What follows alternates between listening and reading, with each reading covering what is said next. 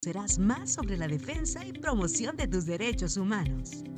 Por el respeto de tus derechos. Comenzamos. Hola, hola, ¿qué tal? Muy buenos días, es un gusto saludarles. Yo soy Vero Galindo, esto es Por el respeto de tus derechos. Hoy, 28 de noviembre, el año se ha ido rapidísimo y como todos los martes, acompañándome en el micrófono, la maestra Charlene Ramos Hernández, presidenta de la Comisión Estatal de los Derechos Humanos de Baja California Sur. Maestra. Muy buenos días, qué gusto estar aquí saludando a todas las personas que se unen a nosotras en esta gran red del Instituto Estatal de Radio y Televisión de Baja California Sur, que nos permite llegar a tantísimos lugares del estado. Ahora que estuve viajando por todo el norte, me la pasé escuchando el programa y qué gusto saber que nos escuchan hasta Guerrero Negro. Totalmente, de hecho, yo prometí, maestra, que este martes nos iba a platicar justamente algunos de los resultados que tuvo en su gira norte, porque estuvo visitando Comondú, Loreto y Mulegé, obviamente las representaciones, las oficinas foráneas de la Comisión Estatal de los Derechos Humanos, y trae muchísimas noticias. Pero antes de platicar al respecto, quiero también agradecer a quien hoy nos acompaña en este espacio en el marco del 25 de noviembre, el Día Internacional de la Eliminación de la Violencia contra las Mujeres. Pues mucho se habla del tema, mucho se habla de la violencia física, mucho se habla de la violencia psicológica, de la violencia política en razón de género, patrimonial, bueno, todos los tipos y modalidades de violencia. Pero a veces se nos olvida una muy importante, que está presente las 24 horas, los 7 días de la semana, a través de los dispositivos móviles y cualquier otro dispositivo que tenga conexión a internet, y es la violencia digital. Es por eso que en el marco del 25N queremos cerrar este mes justamente con la participación de la destacada activista digital, Krista González Robinson, representante de Defensoras Digitales Baja California Sur. Bienvenida. Muy buenos días, muchas gracias por la invitación y efectivamente, como lo mencionas, es una violencia todavía como que nos callamos, que ni siquiera la asumimos como una violencia. Totalmente. Y por eso es tan importante hablar de ella, ¿no? Exacto. Totalmente, y justo es por eso que Krista, maestra, en este espacio estamos abriendo el micrófono y también los teléfonos para que la gente se comunique con nosotros, porque a veces solamente identificamos la violencia como algo que podemos sentir, algo tangible, ¿no? Sin embargo, cuando estamos trabajando directamente con redes sociales, por ejemplo, ¿no? Que tenemos un celular a la mano, somos víctimas directas e indirectas de muchísimas formas de acoso, de hostigamiento, de violencia, de publicaciones falsas, muchísimas situaciones que nos va a explicar Krista durante esta hora, y también cómo cuidarnos, cómo cuidar a las chicas, a las niñas que apenas están accediendo a internet, y cómo denunciar, que es algo muy importante. Pero antes, maestra, de iniciar y de que nos cuente también sobre su gira norte, yo quisiera que Krista nos platicara un poco sobre Defensoras Digitales Baja California Sur, cómo surgen y sobre todo lo que han hecho, ¿no? La presencia que han tenido en estos últimos años. Ok, pues Defensoras Digitales es una colectiva de mujeres organizadas, voluntarias, alrededor de todo el país, ¿no? Digamos que Defensoras Digitales Baja California Sur, pues solo es una extensión de lo que está pasando en Estado de México, en Baja California, en Quintana Roo, en toda la República, ¿no? ¿Nosotras qué hacemos? Pues trabajamos como en 3 ejes de atención. Primero, atendemos víctimas. ¿Qué hacemos? Pues nosotras nos llega una persona que está viviendo un tipo de violencia digital o alguna agresión en línea, y lo que hacemos es canalizarle, ¿no? Brindarle primero esa contención emocional, como hoy estamos para aquí, para ti, porque las víctimas se sienten muy solas, nos sentimos muy solas. Totalmente. Cuando nos pasa esto. Entonces, hacerles saber que estamos para ellas. Después les brindamos la asesoría técnica o algo que llamamos primeros auxilios digitales, como en ese momento que te está pasando, qué puedes hacer en las plataformas, en Facebook, en Instagram, lo que tengas que hacer, y posteriormente la asesoría jurídica, si es necesario que vayan a un ministerio público o si es necesario que acudan a dónde, ¿no? Les damos todas esas opciones. Además, trabajamos con la sensibilización y concientización a la población, y lo que hacemos pues es capacitar servidores públicos, padres de familia, toda la ciudadanía. Créanme que hemos desde el niño más pequeño o niña desde jardín de niños ¿no? Que pensamos que a lo mejor son muy chiquititos y No, chiquititas, pues no. ya tienen una huella digital, entonces es importante hablarles de esto, hasta adultos mayores, ¿no? Claro. Entonces, y un tercer eje sería, pues, impulsamos la Ley Olimpia en Baja California Sur, estamos conformadas desde el 2019, y pues, ¿cómo nacimos, digamos? Pues a raíz de la visita de Olimpia Coral, que seguramente todos la conocen por la famosa Ley Olimpia, y eso es un poco de lo que hacemos, ¿no? Justo me da mucho gusto que hayas podido traer a Olimpia Coral acá a la mesa, porque maestra, ha hecho un hito, ¿no? En el desarrollo, en el devenir de la historia del país y en materia de defensa de violencias contra las mujeres, en específico, pues la violencia digital. Platíquenos la importancia de lo que pasó. Y a lo mejor hay quienes escuchan Olimpia, pero no se acuerdan o no. Claro, no saben de qué se trata, ¿no? Exactamente. Y es que Olimpia y estas otras mujeres que logran resignificar un acontecimiento tan traumático en sus vidas y no les permiten que las destruya, ¿no? Claro. O sea, obviamente un acontecimiento de esta naturaleza como el que le sucedió a ella, pues precisamente empieza a generar toda esta serie de daños en su vida, pero eventualmente ella empieza a luchar y empieza a darse cuenta de que ella tiene derecho a vivir en dignidad, a pesar de haber sido víctima de esta terrible traspaso y ultraje a su privacidad por una persona en la que ella confiaba tanto, ¿no? Entonces justamente esta parte en la que ella dice, no solamente me merezco vivir en dignidad a pesar de esta traición y estos daños que me ocasionaron estas otras personas, hace esta gran resignificación de decir, oye, no es mi culpa haber confiado y haber sido traicionada, no tengo yo por qué ser la culpable de sufrir las consecuencias de estas traiciones que se realizaron en contra de mí, y por el contrario resignifica y dice, esto no le puede estar pasando a todas estas otras personas, porque en el momento, como suele pasar, ¿no?, a las personas nos cae el 20 de la complicación de las situaciones hasta que nos toca vivirlas. Claro. Y ella también, antes de este acontecimiento, tampoco tenía una gran conciencia de género, de las injusticias sociales, también tenía estas ideologías estereotipadas, ¿no? Y hasta que le pasa es cuando dice, oye, esto no está bien, esto no está correcto, y entonces se da cuenta de cómo el sistema no está diseñado para proteger a las personas, a las mujeres específicamente, que están sufriendo las consecuencias de estas traiciones. Y entonces resignifica y dice, pues no solamente no me voy a quedar callada y no solamente voy a exigir justicia, aunque en mi caso en particular a lo mejor no se pueda, pero me voy a asegurar de trabajar y de luchar por un marco legal que si no puede protegerme a mí de lo que ya me pasó a mí, por lo menos sí pueda proteger a las mujeres, a las demás mujeres y en acontecimientos futuros, inclusive también los que ella en su caso pudiera suceder. Entonces, es este enorme valor que generan todas estas mujeres que luchamos, que cambiamos los paradigmas, que no nos quedamos con todas estas situaciones y por el contrario resignificamos, cambiando la legislación, cambiando los paradigmas, cambiando el discurso y sobre todo asegurándonos de que la culpa y la responsabilidad y los daños se queden con las personas responsables. Totalmente, y hablamos de una situación que fue mediática, en el tiempo en el que cambia la historia del mundo por la llegada de una pandemia, ¿no? Entonces, yo creo, Crista, que la llegada de la pandemia y el uso acelerado de las tecnologías también potenció, catapultó los números relativos a la violencia digital. Pero antes de hablar de números y de cómo estamos en Baja California Sur, quisiera que le platicaras a la gente que nos escucha qué es la violencia digital, porque a veces hay muchísima confusión en el tema. Sí, hay como esta idea de que violencia digital es ciberbullying, ¿no? Así es, Como así ciberacoso, es sinónimo y listo. Exacto. Pues resulta que no, que violencia digital pues es un amplio, así, modalidades hay para tirar para arriba de violencia digital y cada día como las tecnologías van cambiando, pues se inventan una nueva.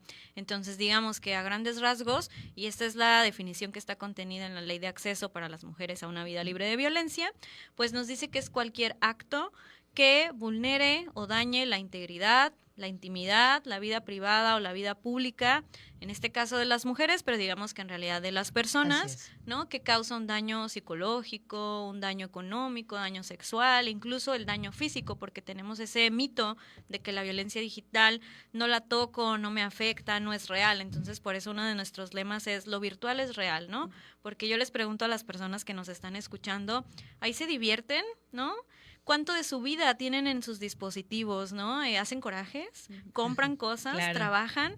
Lloran, ¿no? Todo, si hacen todo eso, ¿por qué seguimos diciendo que lo que pasa ahí no afecta? Y vamos con un poco con esta idea impune, ¿no? De que pues como es anónimo o es muy fácil, no te veo a la cara, pues hago lo que quiero. Entonces, violencia digital es cualquier acto que se cometa a través de las TICs. Muy importante aclarar que no es necesario que estés conectado a internet, porque esa es como una confusión. La violencia digital puede afectar a mujeres y a personas que van en la calle y ni siquiera están conectados, pero ¿qué pasa? Les toman una foto y la suben, entonces están siendo vulnerados aunque no estén conectados, ¿no? Esto es súper importante porque se tendía o se pensaba que solamente el acoso cibernético o el bullying en internet era la violencia y ya hasta ahí, porque ¿cómo te va a afectar que digan cosas de ti en internet si no son ciertas? ¿Cómo te va a afectar si suben una foto tuya y un meme, ¿no? O modificado físicamente a través de aplicaciones. Sin embargo, causa daños muy profundos en la psicología de las personas, en la reputación de las personas y por supuesto en la parte emocional. Sin embargo, cuando no existe un entramado jurídico o un marco jurídico que proteja a las personas víctimas, entonces entramos en un conflicto realmente importante. Maestra, ¿cuál es la relevancia de la sociedad civil organizada como defensoras a partir de un hecho muy, muy trascendente y de las autoridades, la sinergia que pueda existir entre ellas para poder atacar de fondo el problema de la violencia digital? Porque es solamente la punta del iceberg, es muy, muy enorme.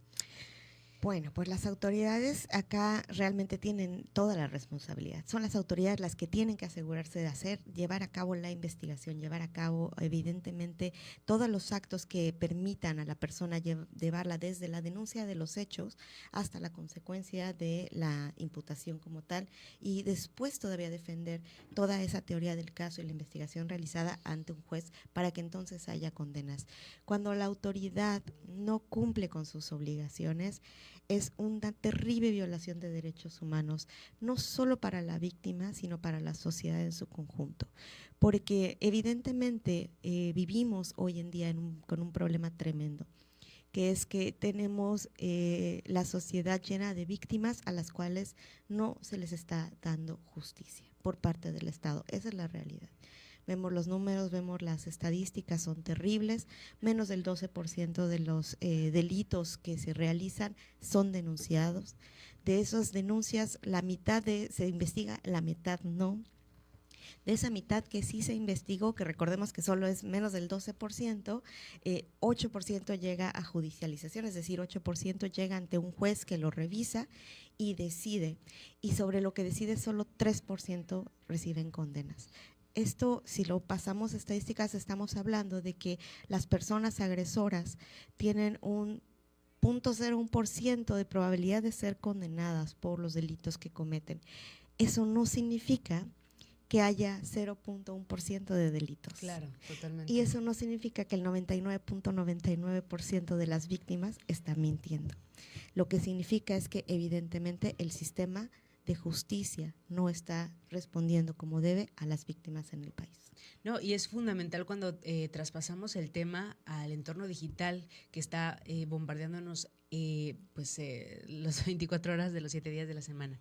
Crista, estoy segura que dentro de unos instantes nos vamos a ir a corte, pero quisiera que reflexionáramos las personas que utilizamos las redes sociales o los elementos digitales, cómo podemos identificar que estamos siendo víctimas de violencia, especialmente si somos mujeres, en este marco de un entorno patriarcal, en el marco en donde se nos ha dicho que somos exageradas, que así se nos debe de estamos mintiendo, de tratar, que poco, con qué poco te enojas, sí, o qué qué poco enojona aguantas. eres, si de todas maneras te lo dicen en la calle, si no es te cura. está afectando, ¿no? Ay, por Dios, estamos jugando, ¿no? Este tipo de circunstancias que lastimosamente todavía tienen sesgos de sexismo, estereotipos, roles, ¿no? Y que si los ponemos en la balanza, muchas veces, si la situación la ponemos en la balanza, encontramos que hay una asimetría. Si al hombre le estuviera pasando eso, pues no sería un impacto tan profundo, mientras que en las mujeres conlleva pues una serie de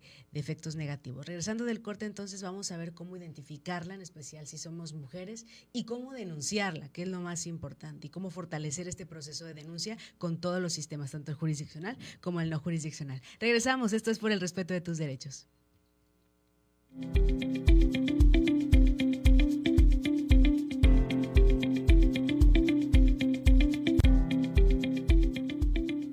Estás.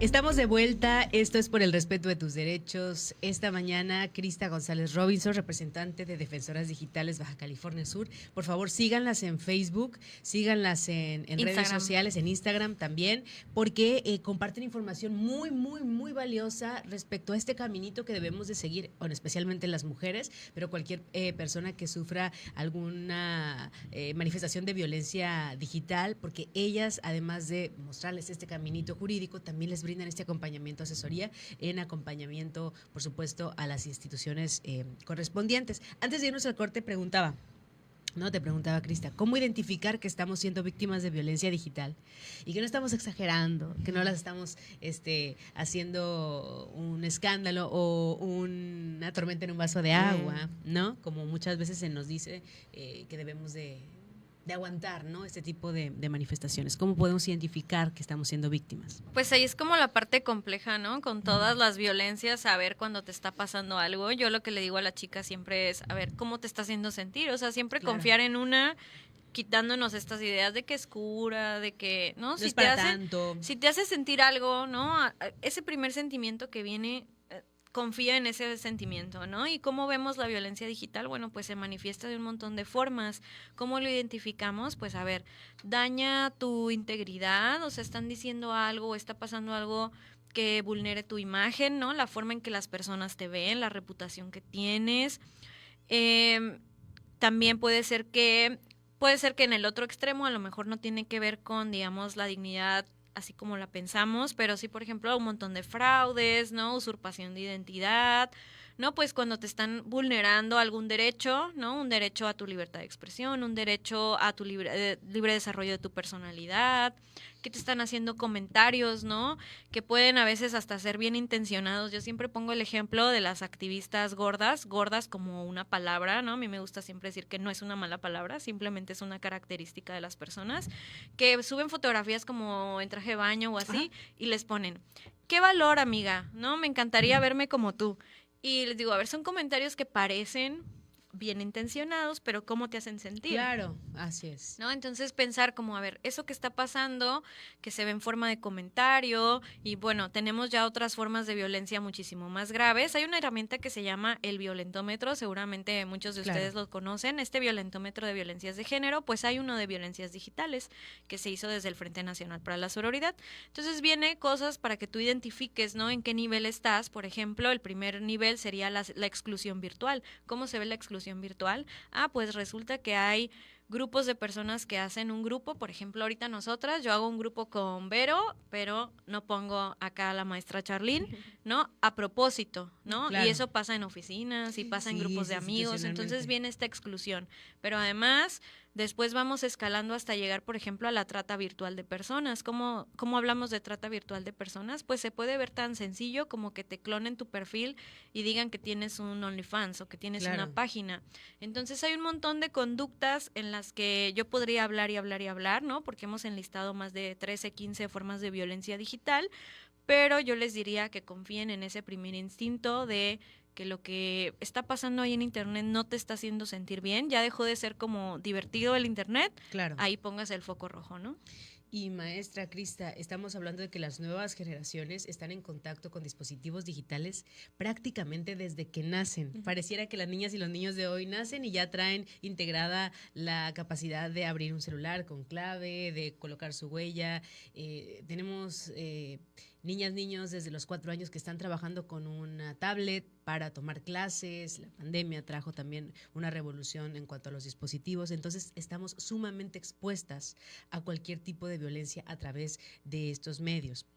Que no siempre es solamente la violencia digital, a veces se acompaña de otros tipos de violencia, sobre todo la violencia que puedan ejercer las autoridades, que se convierte en violaciones a los derechos humanos. Maestra, si una mujer acompañada de defensoras busca atención para poder presentar una denuncia al respecto y son violentadas, ¿qué deben de hacer? Tanto defensoras que las acuerpan como la persona que está recibiendo esta violación a sus derechos. Por supuesto, acercarse a la Comisión Estatal de Derechos Humanos. Evidentemente, cualquier situación en la que una autoridad está violentando, realizando estas actitudes u omisiones. Recordemos que las violaciones de derechos humanos se realizan tanto por lo que las autoridades hacen como por lo que las autoridades no hacen, ¿no? Entonces, cualquiera de las dos situaciones puede llevar una violación de derechos humanos, y lo importante es justamente que se acerquen a la comisión, que presenten su queja, para que de esa manera podamos como institución iniciar lo que son los procesos de investigación. Sabemos que tenemos algo que se llama principio de petición de parte en la legislación. ¿Esto qué significa? Que como autoridad no podemos simplemente decidir ir e investigar lo que sea que queramos. también como institución, pues órgano constitucionalmente autónomo, tenemos limitantes y tenemos facultades y atribuciones a las cuales nos tenemos que constreñir. Y ese es este principio. ¿Esto qué significa? Que la persona afectada es la que tiene que solicitar la intervención del organismo. La persona afectada es la que tiene que acercarse y decirnos, me está pasando esto, tal autoridad me hizo tal cosa, y tiene que haber una autoridad involucrada, Claro, por supuesto. totalmente. Como decía, ya sea que es un conflicto entre dos particulares, fue y presentó la denuncia, solicitó medidas cautelares, solicitó un actuar de la autoridad y la autoridad no lo hace, eso podría constituir una violación de derechos humanos para la cual evidentemente puede acercarse a la comisión para iniciar todo el proceso. Y esta parte que comenta Crista de la intuición es tan importante. Científicamente está demostrado que sí tenemos esta parte dentro de nuestro sistema nervioso que nos da el impulso, que es lo que nos permite la sobrevivencia, o sea, es una evolución de nuestro cuerpo. Sí, nos humano. alerta del peligro. Sí, exactamente. Claro. Y entonces, si ves que algo, estás en una selva y algo se mueve, no te vas a poner a detener a identificar. ¿Qué será? ¿Tendrá peligro? ¿Tendrá garras? Evidentemente no, reaccionamos y huimos. Que es esa parte de nosotros que nos dijo, corre, y que de inmediato empezamos a actuar. No hubo todo un razonamiento al respecto. Y es esta parte que es la misma que nos dice, algo te está haciendo daño, aunque no sea un peligro inminente como algo que se movió en medio de una selva, pero sí te está alertando y te está diciendo al interior, hey, esto no está mal. Entonces es tan importante específicamente para las mujeres que escuchemos este inicio, este impulso, esta intuición y no permitamos que el proceso de racionalización del sistema de género que nos han implementado nos permita justificar las agresiones. Este es el punto más importante porque es el que permite a las mujeres específicamente realmente tomar acción y como lo hizo Olimpia, ¿no? O sea, entrar en esta dinámica de exigir a la sociedad el respeto, porque lamentablemente la ley Olimpia devino de la falta de respeto de la sociedad, no solamente del agresor que traicionó, sino del resto de la sociedad que se dedicó a justificar al agresor, que se dedicó a reproducir la agresión. A mediatizar, ¿no? Claro. Y a reproducirla. Cuantas veces lo pueda compartir, pues ahí va, ¿no? Y a juzgar a la víctima. Y a juzgar a la víctima, por supuesto. Totalmente. Entonces, toda esta dinámica y con unas autoridades omisas que no realizan las acciones que tienen obligación de realizar conforme a sus facultades y competencias y atribuciones, evidentemente están violando la obligación que constata el artículo 1 constitucional, en el cual todas las autoridades en el ámbito de sus competencias tienen la obligación de proteger, garantizar, observar y respetar derechos humanos y sobre todo investigar violaciones a los mismos y repararlas teniendo garantías de no repetición. Eso es muy importante, las garantías de no repetición, que no solamente benefician a quien fue víctima, sino a las otras personas que estamos viviendo circunstancias similares o que lamentablemente estamos en contextos adversos. Sé que Crista y Defensoras han desarrollado programas interesantísimos en todo el estado de capacitación en diferentes niveles. Platícanos, por favor, un poco de la experiencia y qué has encontrado, por ejemplo, en las personas adolescentes, niñas, niños o ya en las personas adultas respecto a su contacto con el mundo digital y sus experiencias en materia de violencia. ¿Qué es lo que rescatas de estas charlas, de estas capacitaciones? Pues mira, justo acabamos de terminar un ciclo de capacitación donde nos aventamos desde Cabo hasta Vizcaíno, ¿no? Nada más toda la Transpenínsula. En todos los municipios, en alguna comunidad estuvimos ahí presentes. Y es bien interesante porque, por ejemplo, en Vizcaíno la gente dice, pues está lejísimos, ¿no? Campos agrícolas, el internet pues ni al caso. En otras comunidades, por ejemplo, a ese taller de Vizcaíno se acercaron personas de La Bocana, Bahía Tortugas, Bahía Asunción. De toda la Pacífico Norte. Entonces dices, o sea, ahí tienen internet satelital, batallan un montón, ¿no? Por ejemplo, una cosa que a mí me pareció muy interesante, muy preocupante, es que las personas en ese taller en particular, pues han sido víctimas, ¿no? O sea, eran docentes, ¿no? Orientadoras, todos han sido víctimas. Creo que de 30 personas, solo una no había sido. ¿Y qué pasa? Bueno, pues los de Bahía Tortugas tienen que trasladarse hasta otra comunidad para poder poner un reporte. ¿Por qué? Porque la señal no les agarra, porque no hay quien reciba la denuncia, ¿no? Entonces, pues como este tema de una brecha de acceso y una brecha de apropiación del Internet, pero además una brecha en los servicios. Pero además algo que yo diría que pasa de Vizcaíno a Cabo San Lucas es una normalización de la violencia tremenda, ¿no? Total. Este grupito de WhatsApp donde ponen este meme o te mandan un video que tiene el sonido cambiado o esta publicación Claro. que haces y luego te cambian a las 7 posiciones, no sé qué, ¿no? De una publicación de índole sexual cuando tú hayas publicado, no sé, gatitos, Así es. ¿no?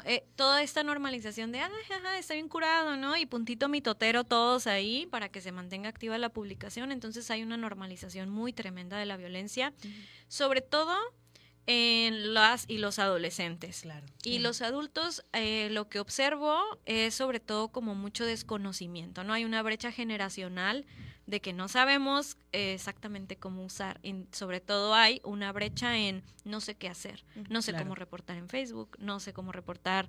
Hay una confusión en facultades de la división con la policía cibernética y si voy al Ministerio claro. Público, voy a los derechos humanos y ya puse mi denuncia y pues no es así, ¿no? No, o ya Entonces, reporté, pero no denuncié. Claro. Sí, claro. ¿no? Entonces, Claro. como toda esta Que lo puso confusión en Facebook es lo y ya que ahí lo agarren, dice. Así es de lo que hemos ¿Por qué no más hizo nada las observado. autoridades? Yo lo puse en Facebook y lo compartieron 500 veces. ¿Qué tal si nos vamos a un corte y regresando platicamos sobre estas confusiones y qué estrategias utilizar para llegar a las autoridades que realmente sean competentes en los casos de violencia digital? Vámonos, regresamos en un momento más.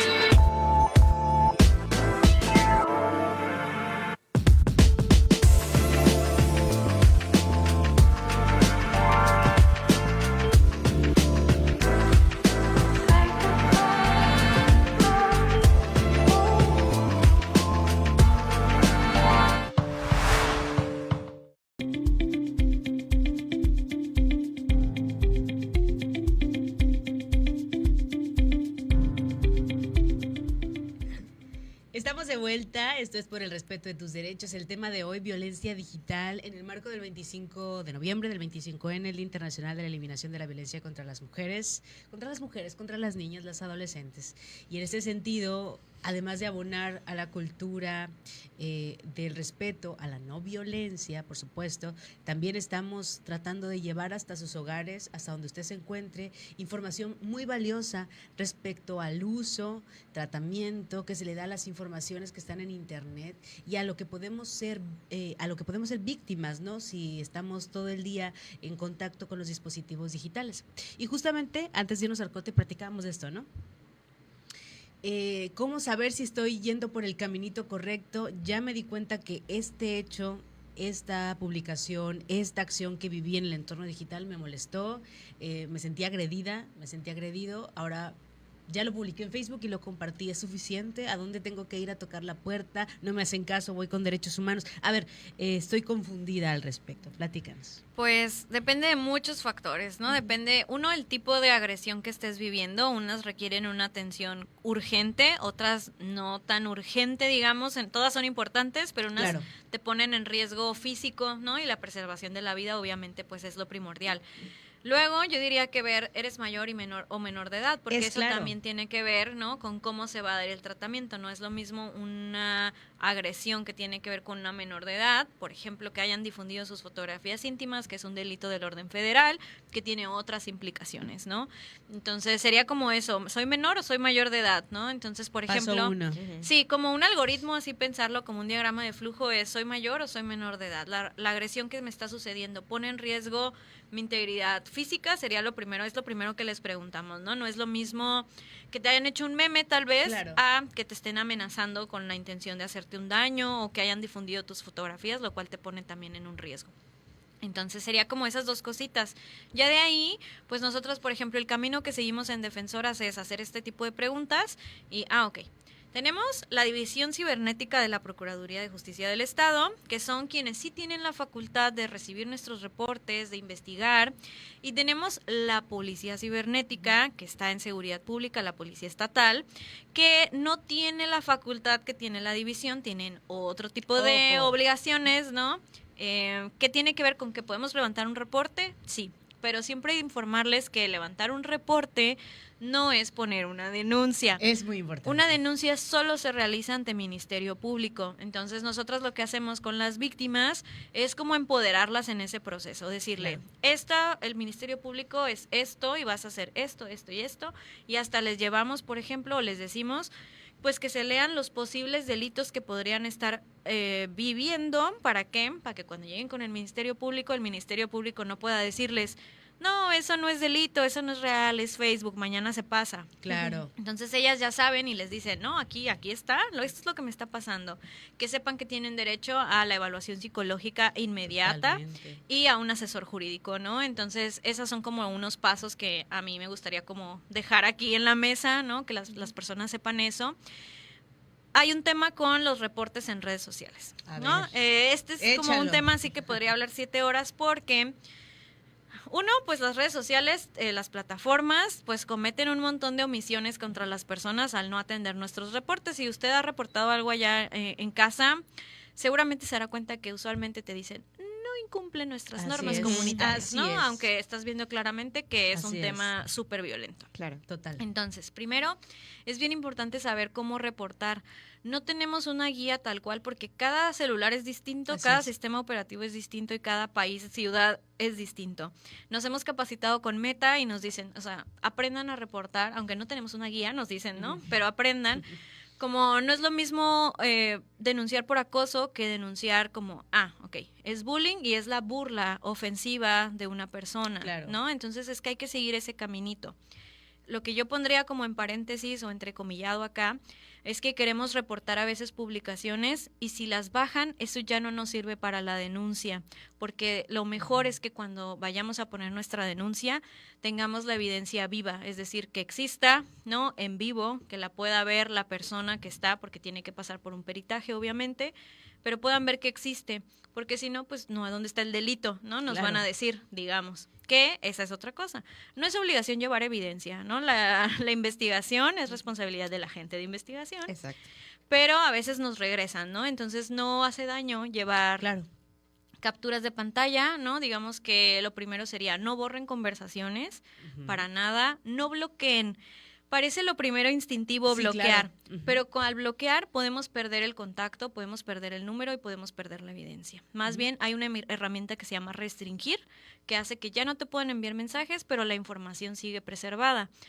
Después saca captura y video de pantalla, las Eso es dos, muy importante. ¿no? ¿Para qué? Para que tú puedas decir, o sea, no lo estoy photoshopeando, es Ajá, real, claro, ¿no? Porque se pasándolo, pueden claro. manipular, por supuesto. Entonces, video, captura de pantalla y de preferencia guardar todos los enlaces, números telefónicos. Si vas a guardar, por ejemplo, el nombre de una persona, la policía cibernética te dice que por favor en la captura también se vea la foto que tenga, porque luego hay perfiles, miles de perfiles de Vero Galindo, ¿no? Sí, claro. Miles de perfiles de defensoras, entonces para saber cuál es exactamente el que tú estás reportando. Digamos que así a grosso modo sería como esos los pasos que hay que seguir. Maestra, porque muchas veces en el calor de la situación, lamentablemente borramos o exigimos que se baje una publicación y ya no está, y de repente, ¿qué podemos hacer al respecto, no? El ciclo de violencias es lamentable, es real, y muchas veces puede iniciar con una simple burla en una red social y terminar con un feminicidio.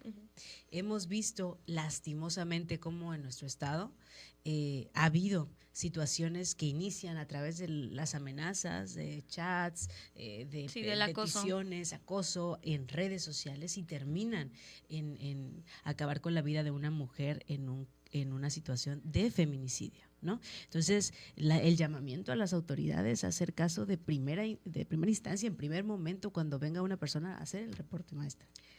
Estamos en una situación que es tremendamente compleja, en la cual se exige demasiado de todo mundo.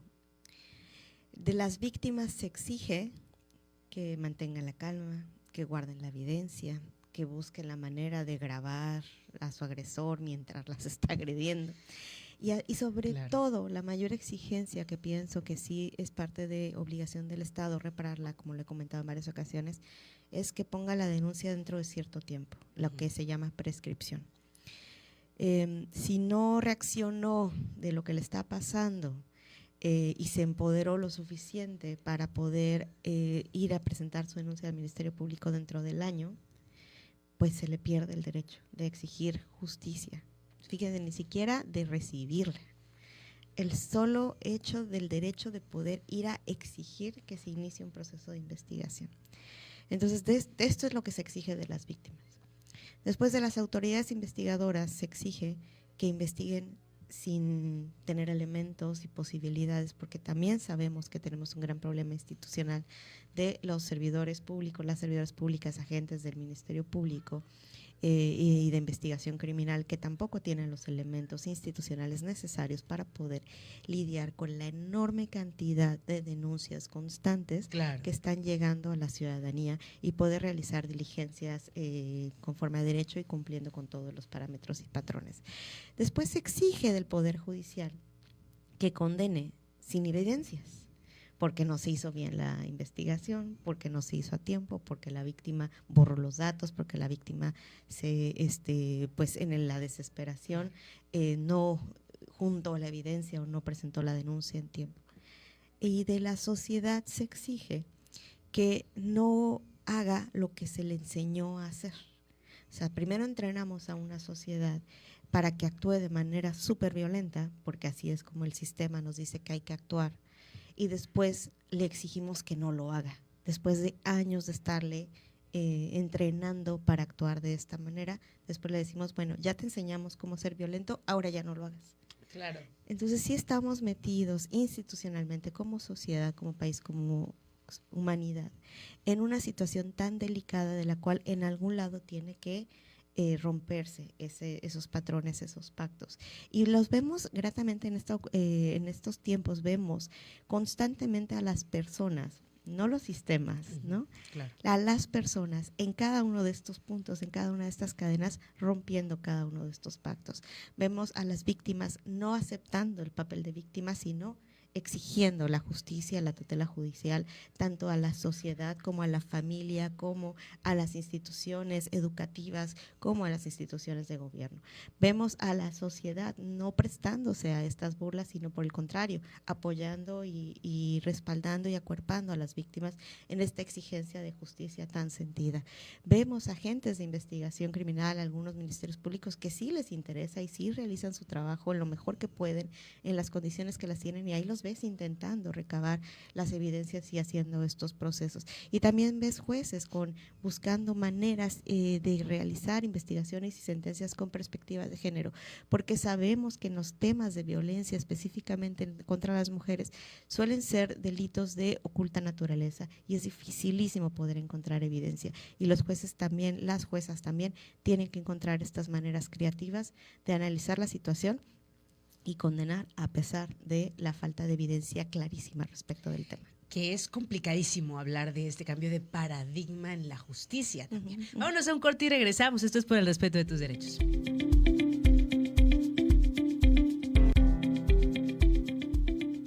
Estás escuchando Por el respeto de tus derechos. El cáncer de mama es curable cuando se...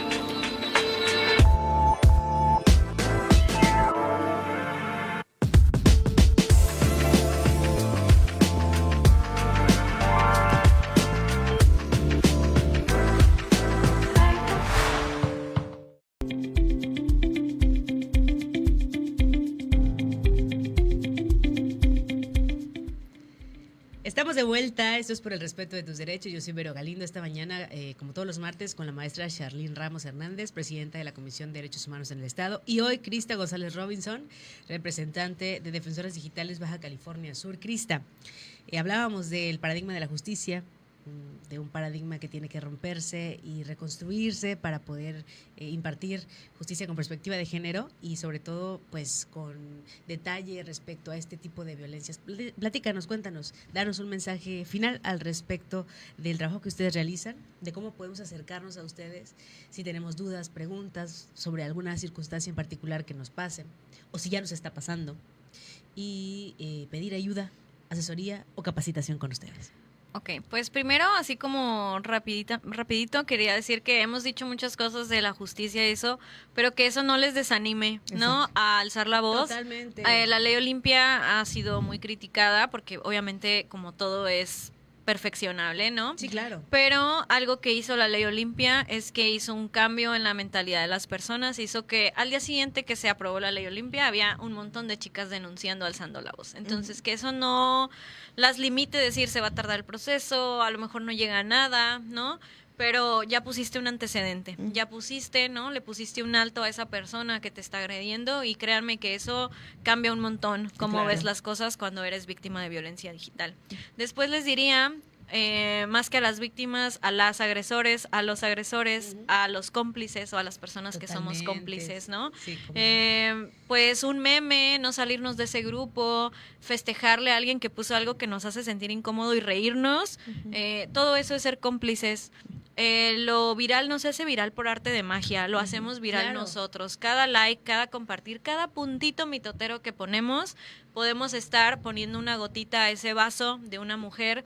Sabemos que la violencia digital puede terminar en suicidio, lo hemos tenido en México y en el mundo.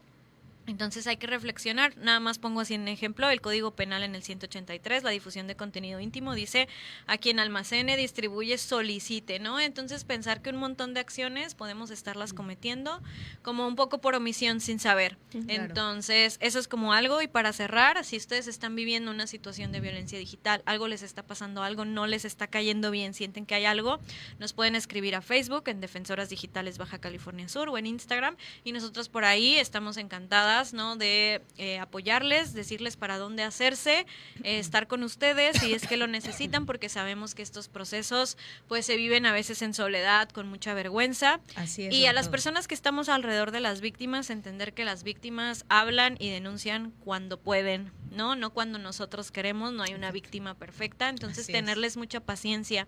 Si ustedes solo quieren poner un reporte y no denunciar, aún así vamos a estar para ustedes, entonces les podemos apoyar con métodos que no sean una denuncia, Claro. pero también con la denuncia, ¿no?